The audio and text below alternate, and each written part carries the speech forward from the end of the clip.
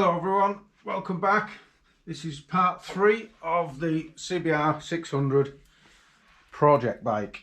So we're finishing off the back end in this episode. But the chain, lubing up the chain, cleaning up some of the components just to get some of that road grime off, and the also the rear brake caliper. I've stripped that down and we've done some work on that, new seals in it, and we've bled it, so I'll show you all that on the camera on this episode.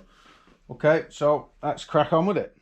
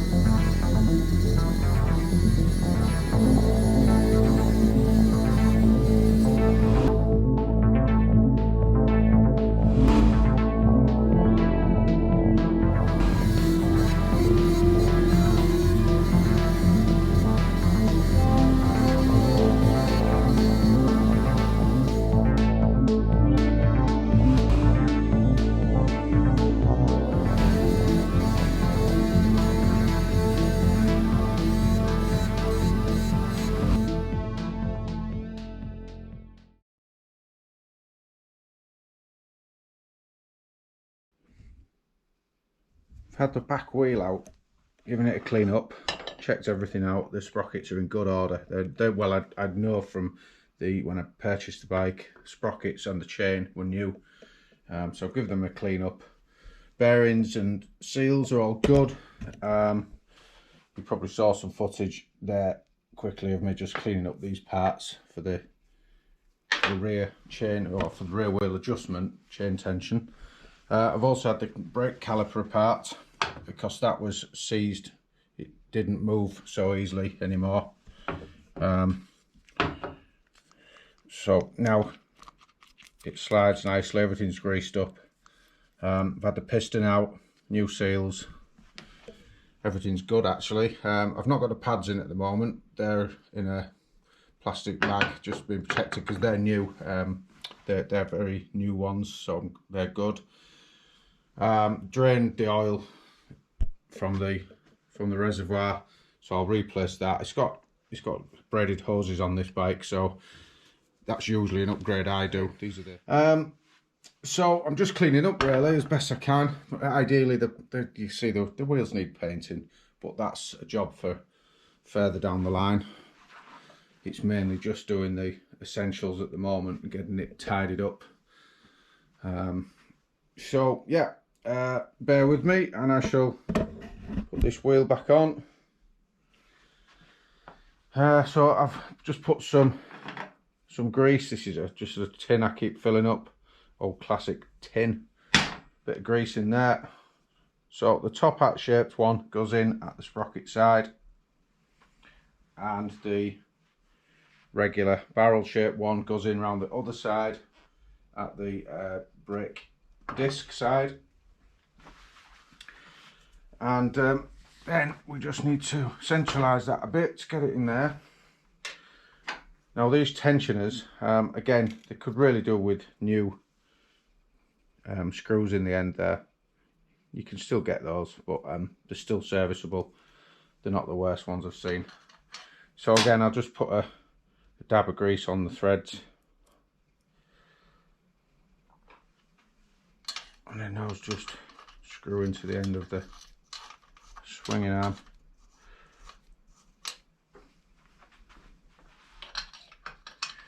One on each side. It doesn't matter which way up or which way around they go, they are actually fit anyway.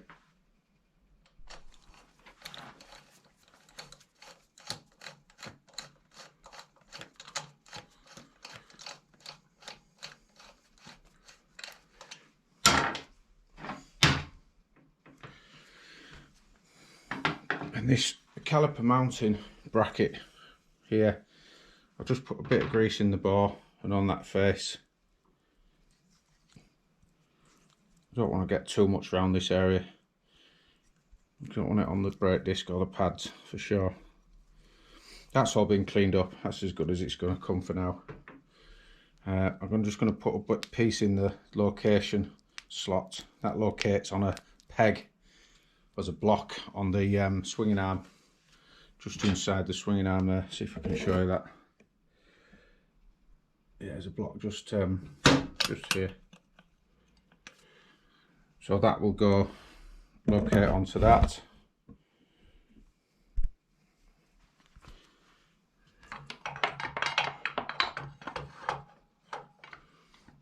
Just balanced in at the moment. Rear wheel spindle, I've cleaned it up. Again, it's not the best in you know, it's had a bit of corrosion on the head, but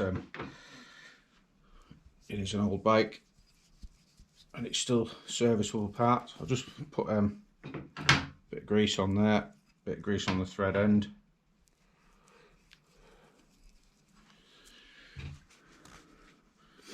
And then I can pass that through one section at a time. So first into the swing arm, first into that brake caliper mounting plate,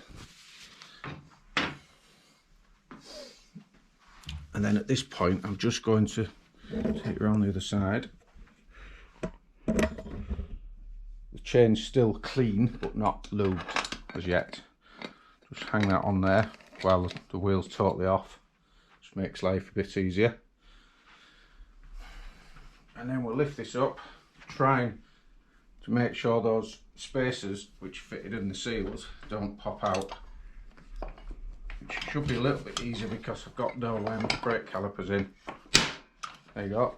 As you heard, I failed. Try again.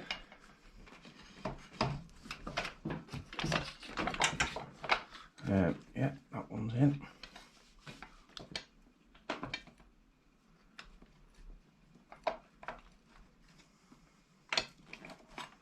There's the other one.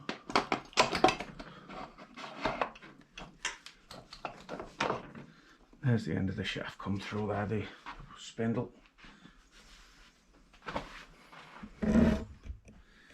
So we're all located up, all back in. It's just loose, everything's just hanging around at the moment. Bit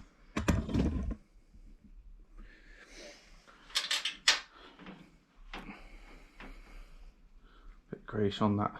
Put grease on everything that's out of easy access, you know, it just stops some of the corrosion taking a hold too early. I mean, the nut, I'll clean that off, just get some on the inside of the nut, on the thread. Again, the nut's pretty chewed up, but the threads are all good. I'm not tightening this up at the moment. Got it all to set up, and I want to leave the chain loose because I'm going to clean the front sprocket as well, which I haven't done yet.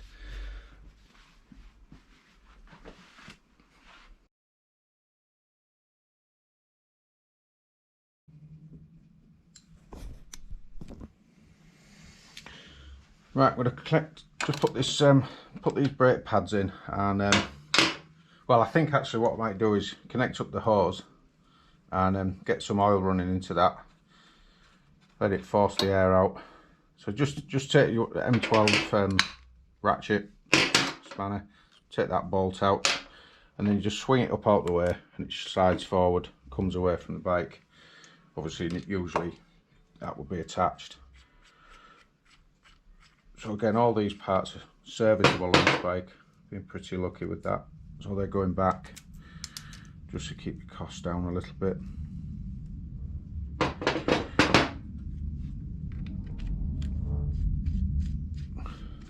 So there's a washer either side of that, a sealing washer either side of that banjo fitting. So what I'm going to do is, just so you get that pipe in the right position, so you're not putting excess pressure on it, think what I'll do is put that bolt back in, just temporarily, just finger tight, and then it means that it's all sat as it should be, as it's in use. So there's 2 clamps that go on there, they just hold that on. I don't need those at the moment.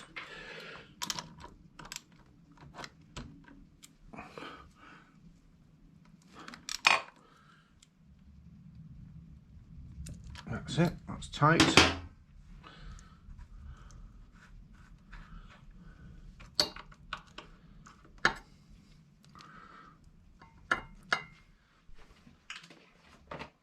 So we use dot 4 brake fluid in the reservoir.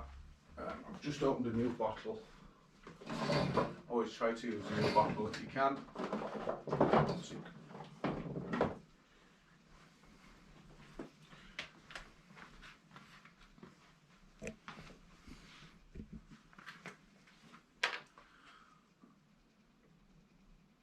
Leave the lid off. Just pour that into the reservoir, and there's plenty in there.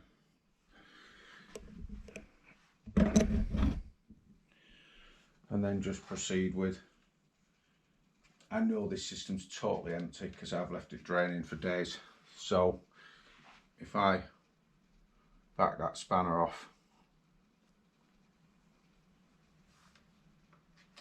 it's going to take a while, so I'll come back to you when I get somewhere. Right, we're starting to get some oil coming through now. There's some in this container already, and as you can see, the reservoir is almost empty. So just to show you how I do it, there's lots of other ways of doing it. So what I would do is I would undo the bleed nipple, not much, just a crack. You can see that, don't know whether you can see that on the camera, there's some air bubbles coming out that anyway now, so I wiggle it. So then if I press down the brake pedal with that pipe open, you should see there's air bubbles. So on its descent of the pedal, I've stopped halfway for it, just for your purposes. On its descent, I'm still going down, right, with the other hand I've nipped that up. Then let go slowly, let the pedal travel up. At that point we'll be drawing some more brake fluid in from the reservoir. As you can see, the reservoir is almost empty, so I'll just top that up again now.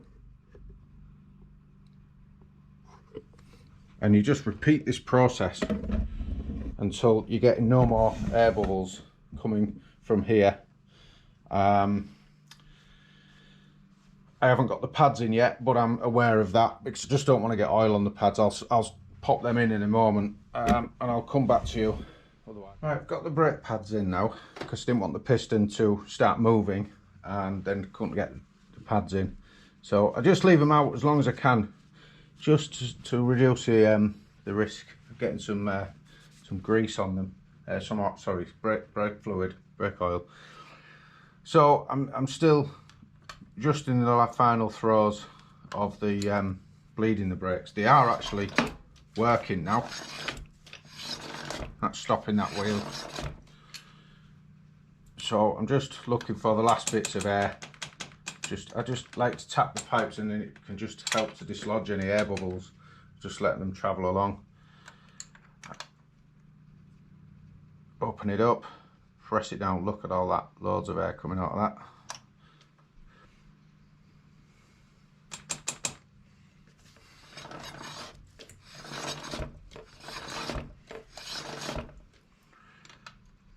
Repeat the process until you get no air. There's a few air bubbles in there still. We're dripping down into our container down there. Not much come through. We've caught it all.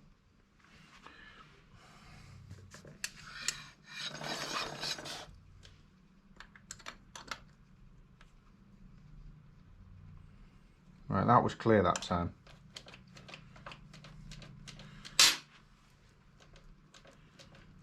That feels pretty sharp.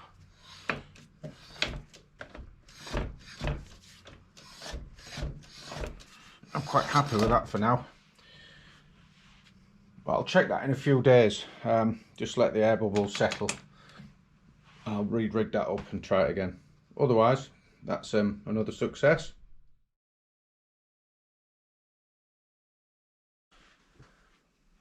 Got on a side stand now. I'm going to do the chain adjustment. It's not so far off now. We're going to do the chain adjustment on the side stand because that is what the Haynes manual says to do. I presume that is to take up any slack in the rear monoshock, just so some weight on the swinging arm. Right, so without hanging about, let's just get on with it. So presumably, I mean, this is not a tutorial, I'm just keeping you up to date with what I'm doing, how far I've got. We all know how to adjust chains, I would presume. Undo the locking nut, support the other side, the spindle, got the spanners at the ready, and then adjust these adjusting nuts until we get the position on the marks. There's a marker there on the aluminium swing arm, and there is a marker on the adjustment arrangement here, the same on the other side. So the idea is just line those up. Now if you are pretty observant, you'll see I have a laser alignment tool. I will check it with that as well, so you'll see how that works if you don't already know. I'm not 100% with those things, but we'll give it a go and we'll see how close we can get.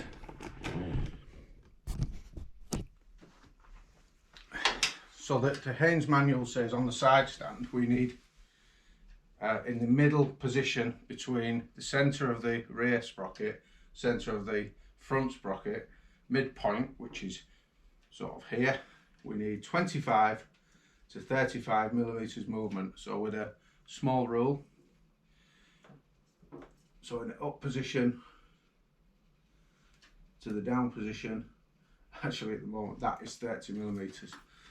So what I'll do, just for argument's sake, back that off. They're still loose. Throw this out again. Let's put this totally out of adjustment. I must have just got lucky with that. There's a centre stand on this model. You can see you've got way too much slack there. So what I'm going to do here, adjust this back, keeping my eye on the position there, and it's on the 1, 2, 3rd mark on this side. I'll bring it to the 3rd mark around the brake side. 1, 2, too far actually. 1, 2, 3. Let's check that side. 1, 2, 3. No, that can't be right. Something. Let's have a look.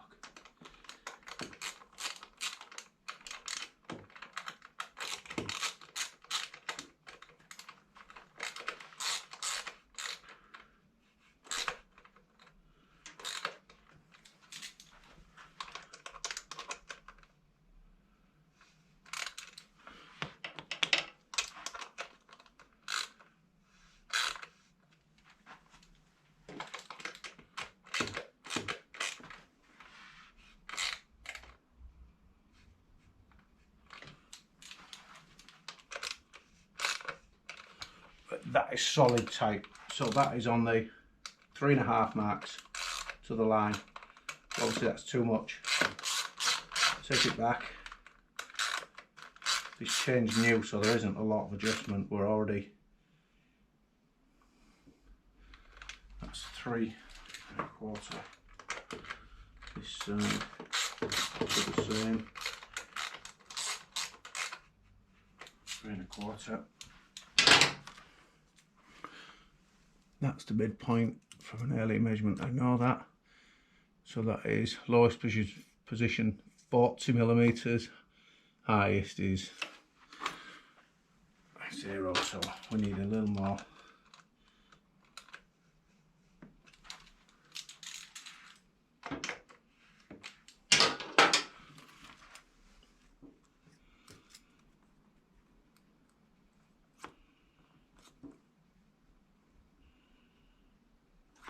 And a little more.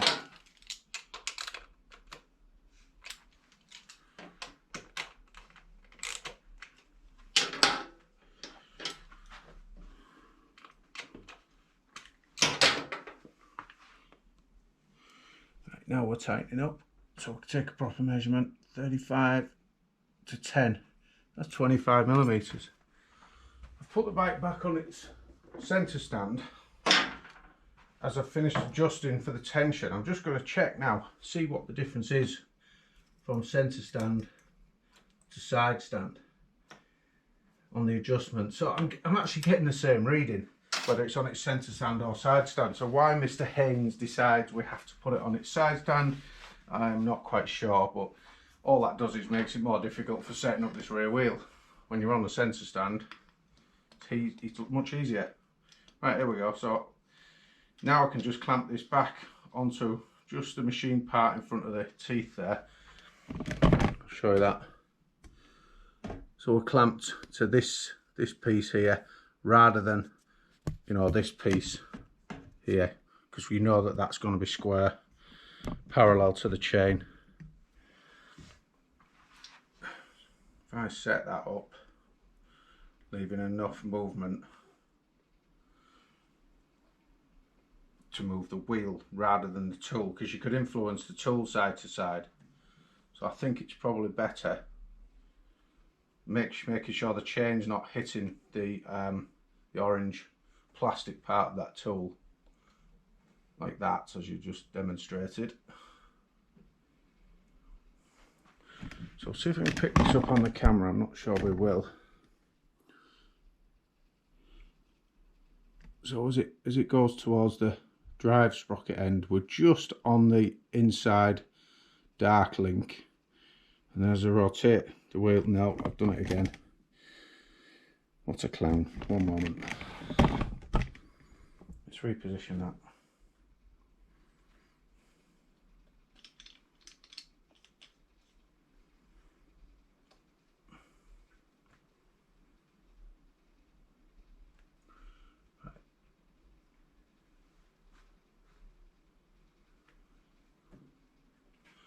We do have limited movement on this. Oh, I'm hitting the bracket here. Oh, you fool. There's not a lot I can do about that.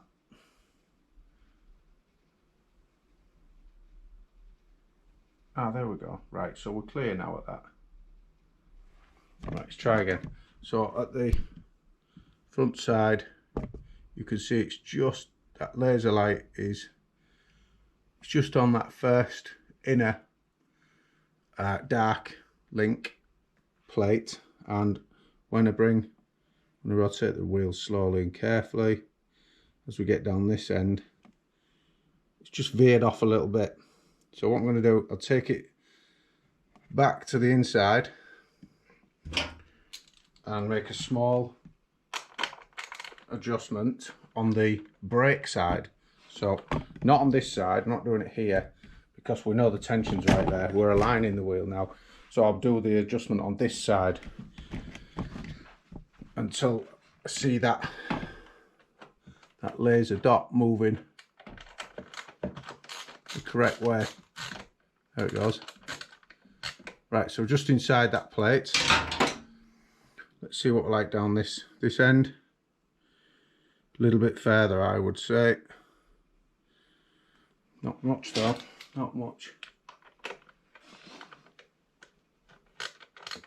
Yeah, I don't know how much you guys can see on this. This could be a total waste of time shot. No, you can see it, I can see it there on this screen.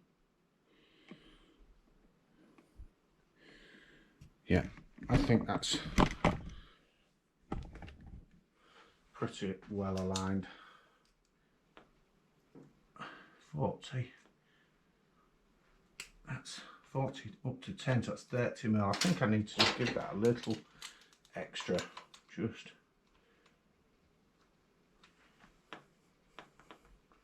the same on both sides. As long as I rotate that the same amount on each side.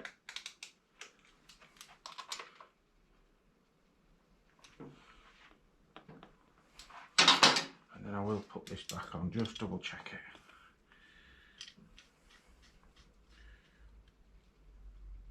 Try not to rush this because I'm showing you guys, but it doesn't matter. I can check it off camera.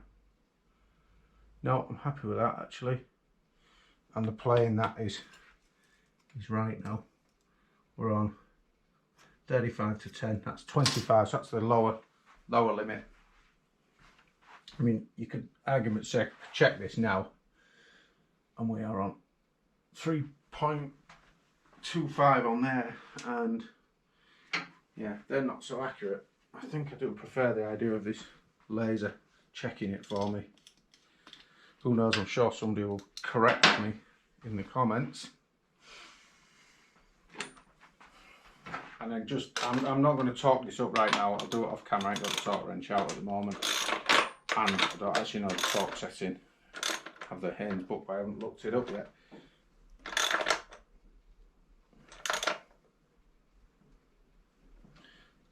At least it's tight enough at the minute to stop anything moving and adjusting that position. Oh, just a point to note as well, I did look for the tight and slack spot on this chain, and the tight spot's around there, and that's where I've done the adjustment.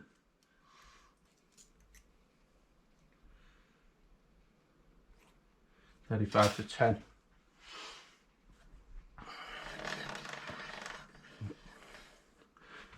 Checking in there. Yeah, 35, 10. Okay, happy days. Right, time to lube up the chain. Left the chain guard, the cover off. I've got this just a piece of plastic. Cut the hole out the right diameter, and then it actually just nicely feeds in behind the chain. Stop all the crud getting on the wheel, and more importantly on the tyre. And then just use these bulldog type clips and stick those on there. That wheel's now covered. A couple of rags up there under there just to catch any residual dirt. That's it, and just using any of the major branded, it's just one of the major branded ones. Not tried this one before, but first time for everything. And then just rotate the wheel by hand. Don't do anything silly by running it, putting it in first gear. That's not a great idea. And then just start, get it on all surfaces of the wheel. Keep rotating the wheel, keep it moving. And then I get some in from that side as well. You can see all that coming out the bottom.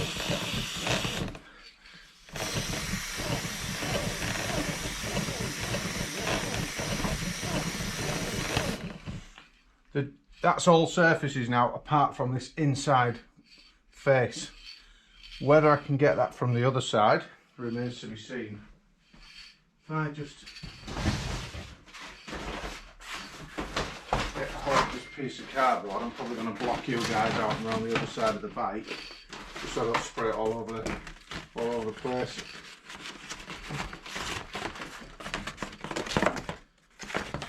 Stand that there, and come in from the underside.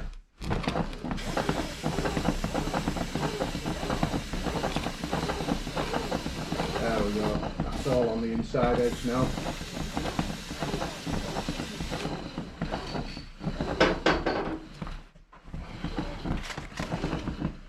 There we go, you can see that's the mess I've made on the cardboard. That would have been all over the place. Done that in the workshop. I can feel it on my hands, it's pretty sticky stuff, is that. Presumably over a period of time that will cure and go more tacky.